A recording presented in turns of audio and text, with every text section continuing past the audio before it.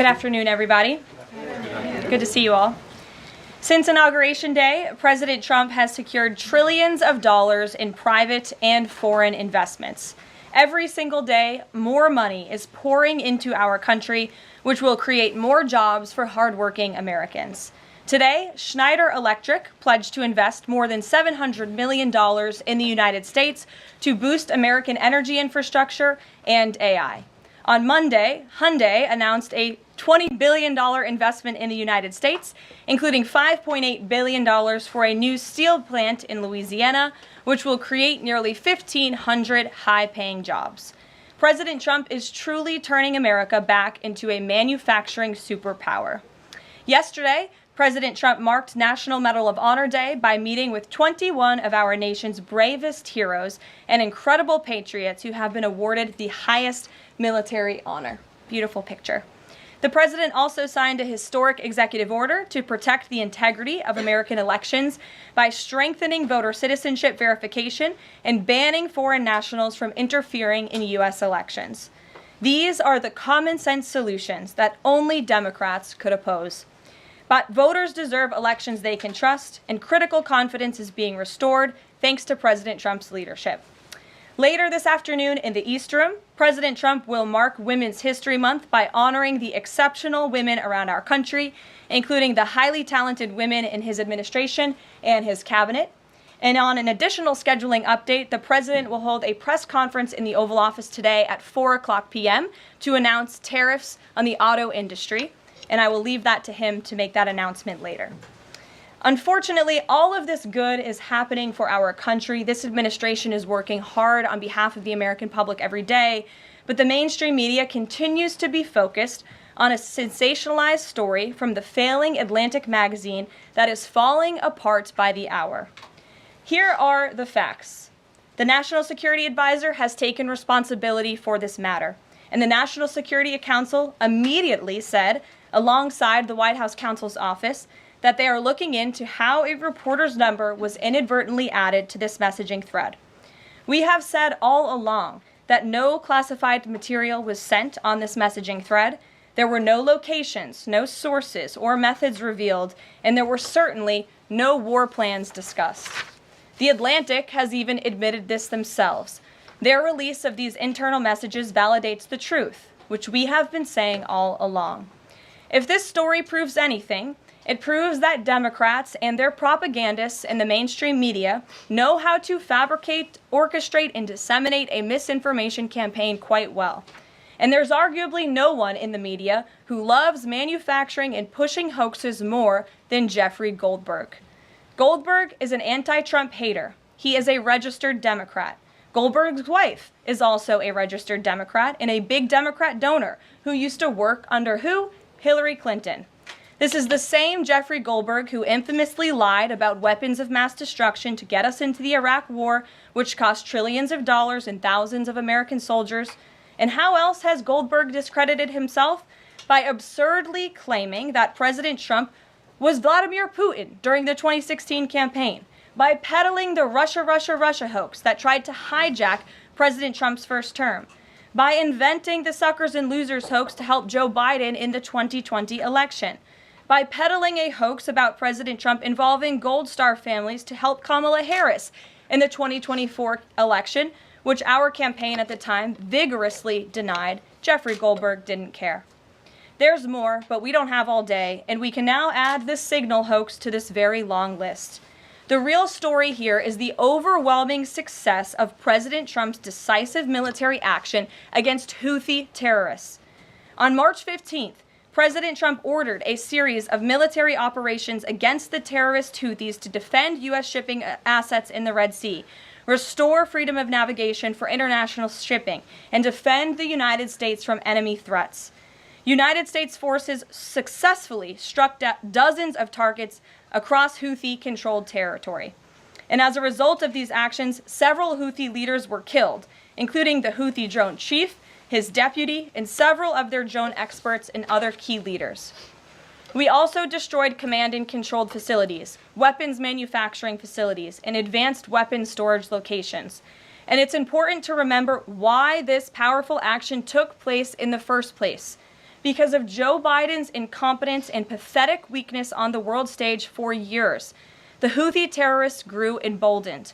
Immediately after taking office in 2021, Joe Biden removed the Iran-backed Houthis from the foreign terrorist organization and specifically designated global terrorist list. Did anybody in this room ask the Biden administration at the time why they made such a stupid mistake?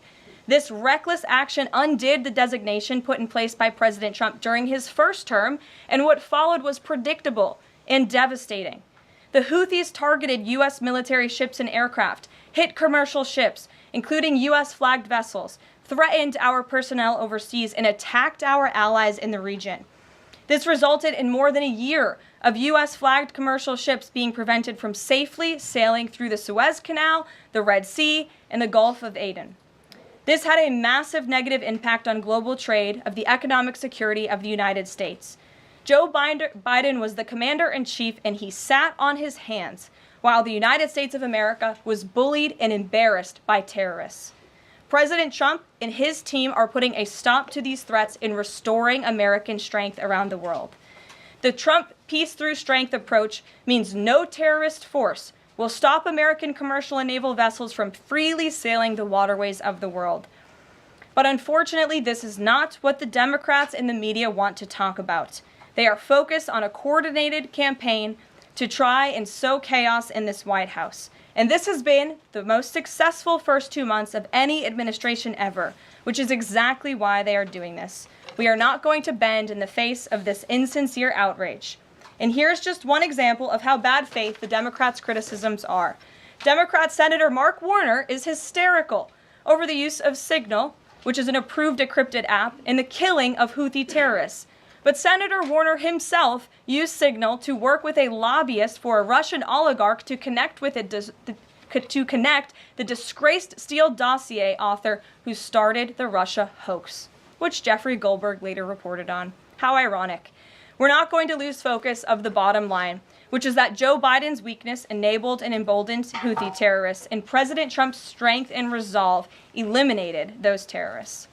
Here in our new media seat today, we have Lindsay Keith. She is the managing editor for Merit TV and serves as their White House correspondent. Merit TV launched 1 year ago and creates and distributes content across diverse platforms. We're glad to have you with us, Lindsay. Please kick us off. Thank you, Caroline. I appreciate it and this opportunity for Merit TV. 2 questions, if I may. One on Signal, one on the economy. Sure. On Signal, how comfortable is the president with what was shared so far now that the chain has been released? The president's view on all of this remains the same today as it did yesterday. And I think it speaks volumes about the leadership of this president that he went directly to all of you, members of the press corps. He was asked, do you want someone else to go out and do a briefing? And he said, no, I will tackle this story. I will discuss it. The people need to hear from me about the situation. And so his thoughts on this remained the same today. He has placed great trust in his national security team. And as for the usage of Signal, as the president said yesterday, as the CIA director has testified under oath, this is an approved app. It's an encrypted app. The Department of Defense, the Department of State, the CIA has it loaded onto government phones because it is the most secure and efficient way to communicate. As for, again, the original situation in this messaging thread, the National Security Council, the White House counsel's office continues to look in to how this mistake, which the National Security Advisor has owned, occurred, and the president has ensured they are doing that. On the economy, consumer confidence hit a 4-year low this month. Can you help explain to the American people how tariffs will help them in the long run? Yeah, absolutely, and I'm grateful for the question. The American public will hear later this afternoon from the president directly on the topic of tariffs. And as you all know, April 2nd day, President Trump has proudly dubbed it Liberation Day for our country. What he means by that is it will be a day where the United States of America will no longer be ripped off by nations around this world. It will be a day where Americans finally see free and fair trade practices restored. We are no longer going to allow our allies, our competitors, and our adversaries to take advantage of American workers. And if you think about your hometown in the state that you grew up, Main Street looks a lot different today than it did many years ago. And President Trump wants to restore America as a manufacturing superpower around the globe. He wants products to be made right here in our great country with great, hardworking American hands that will ultimately result in higher wages and more money in the pockets of the American people. And he's also, in addition to tariffs, also determined to pass tax cuts later this year, as he did successfully in his first term, to put even more money back into the pockets of hardworking Americans.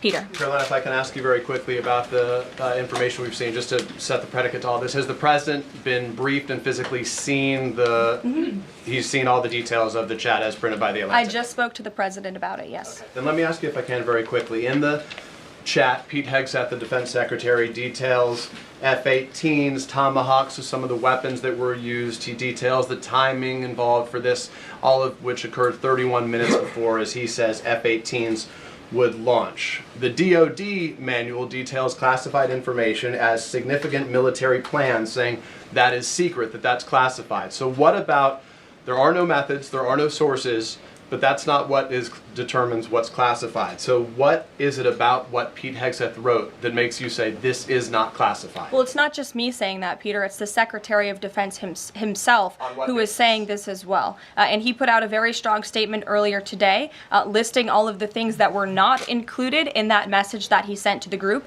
And again, this message, there was no classified information transmitted. There were no war plans discussed. Why did the Atlantic downgrade their allegation about war plans to attack plans? They're now playing word games because they know this was sensationalist spin from a reporter who is well known for doing this. We have said all along no war plans were discussed, no classified material was sent. You have the Secretary of Defense saying that. You have the director of the CIA, the director of National Intelligence, the FBI director, all testifying to that under oath, and they should be trusted with that. To be clear, Americans can make the decision for themselves, but whether Sure. you said it's not war plans. Would you characterize these as military plans, military operation plans? I would characterize this messaging thread as a policy discussion, a sensitive policy discussion, surely, amongst high-level cabinet officials and senior staff. And I'm so glad, Peter, that you said the American public can decide for themselves, because I think the American public should decide for themselves based on the outcome of this operation. And what happened in this operation?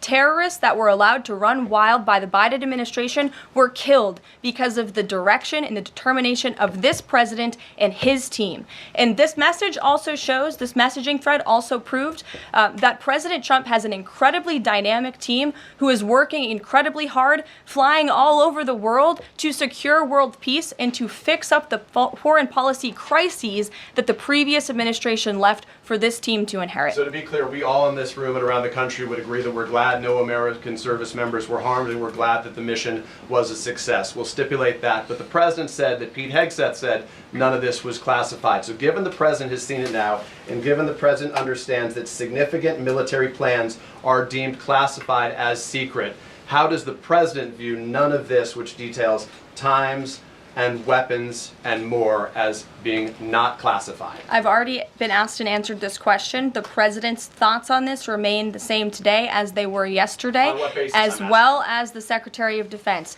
This question has been asked and answered. There was no classified material discussed. Jackie. On what basis I was asking? Go ahead, Jackie. Thank you, Caroline.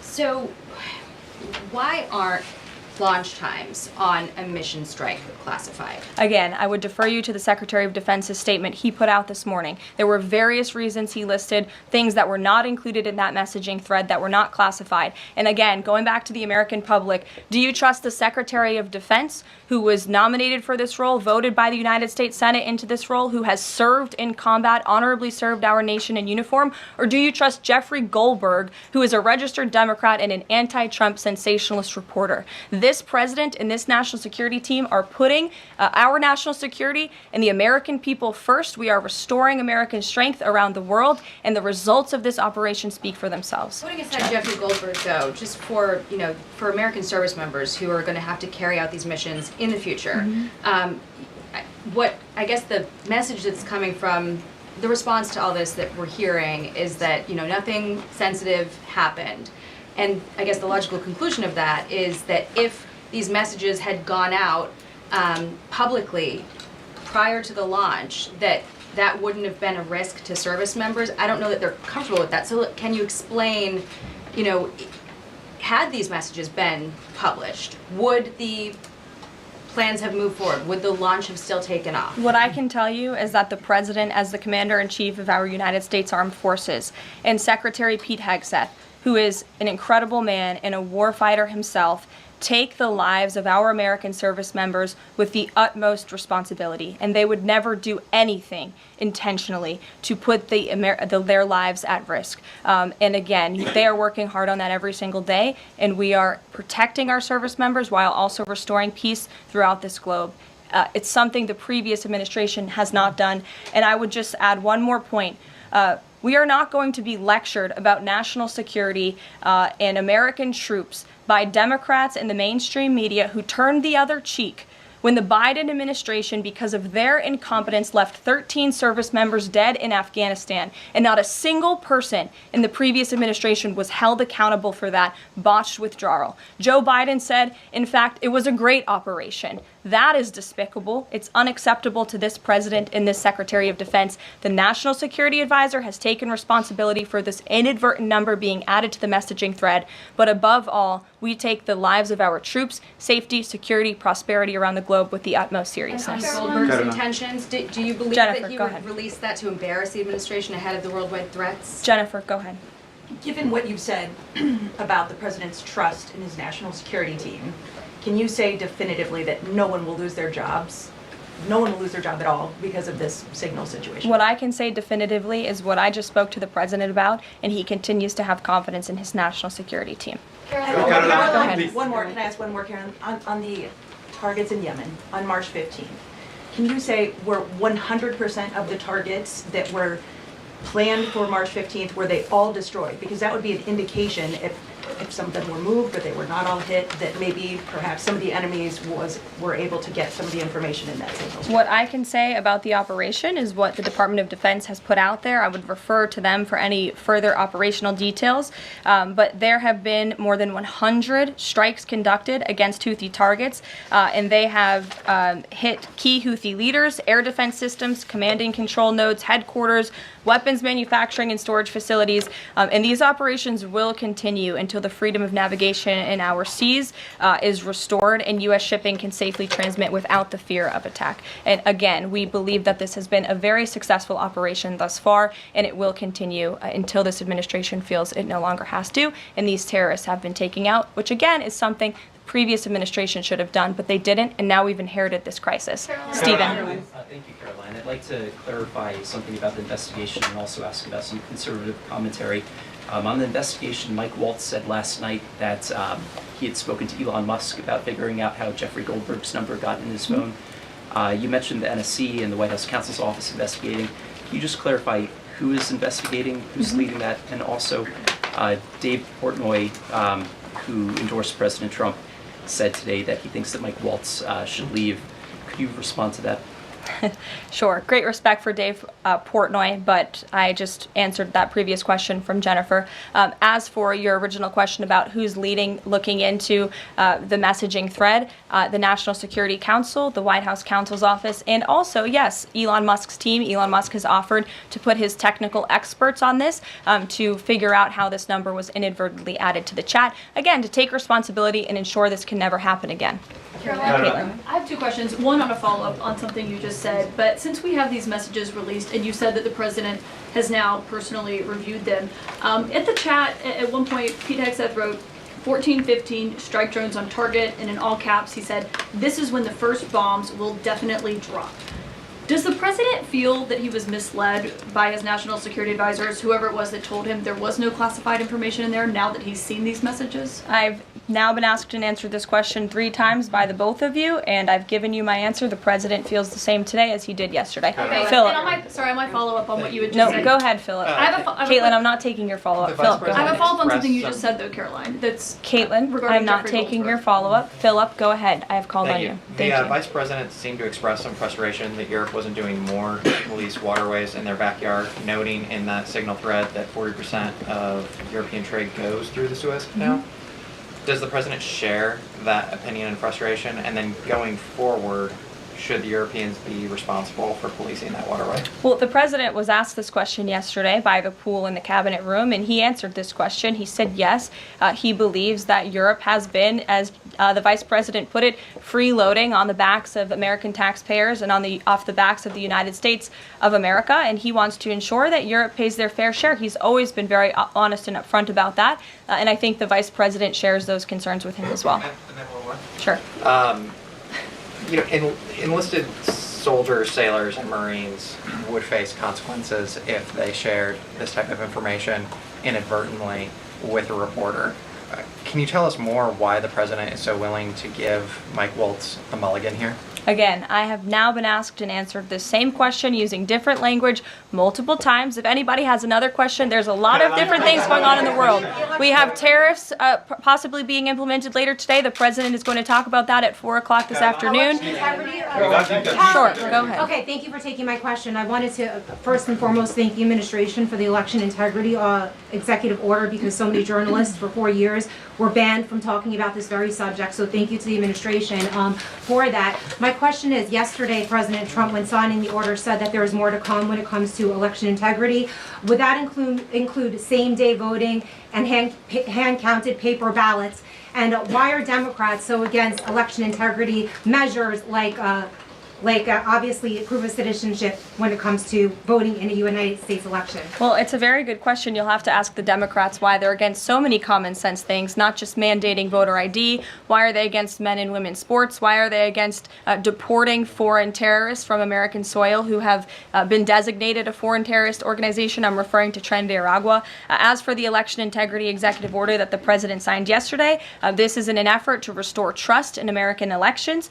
There were more than 10 steps taken, 10 executive actions taken throughout this one order. It directs the department, or the attorney general rather, in Homeland Security to prevent non-citizens from any involvement in administering elections. There's also another host of actions. We can provide the fact sheet for you, but it's a very strong election integrity executive order, and the president would also like to see Congress do something about this very important issue. And about Judge Goldsworth? Sure, go ahead. Caroline, the Republicans and Democrats alike have been expressing some concern about the frequency with which senior Trump officials have been using the Signal app. Has there been discussion, or will there be a review about how often they use Signal, and if you could explain to us how they might be considering other applications to get away from something like this happening again? Sure. Well, again, first of all, Signal has been an approved app for government use. It's an encrypted app, and as I said, it's the most safe and efficient way of communicating, especially when people can't be in a skiff or inside a room physically together. I think, as the president said yesterday, he wishes that everybody could be in the room, and it's our goal to ensure that everybody can be. But again, no classified information was discussed in this chat, and any time classified information is discussed amongst high-level officials across this administration, secure lines of communication are used, including, by the way, our special envoy, Steve Witkoff, who I understand the Wall Street Journal erroneously reported that he was on this Signal chat on a personal device while in Moscow. That is absolutely false. Steve Witkoff did not have his personal device, nor did he have his government device with him. He was given a classified, protected server by the United States government, and he was very careful about his communications when he was in Russia. So rest assured to the American public, this administration is taking every precaution when it comes to protecting our national security. And that's why the American people reelected this president, because they know that our national security is in good hands with the President of the United States. Speaking of the Vice President, I I understand he's going to be speaking any moment now. I would hate to counter-program the Vice President of the United States. You'll also hear from the President at 3 o'clock. He will be honoring women's history at the Women's History Month celebration. We have a lot of great women across our cabinet who will be in attendance, so we'll see you all there. And then you'll also hear from the President again at 4 o'clock when he talks about tariffs. So plenty of time for more questions. Sorry it's a bit shorter today, guys. We'll see you later. Jeffrey Goldberg's number and Michael Waltz's phone if he's a registered Democrat and anti-Trump reporter.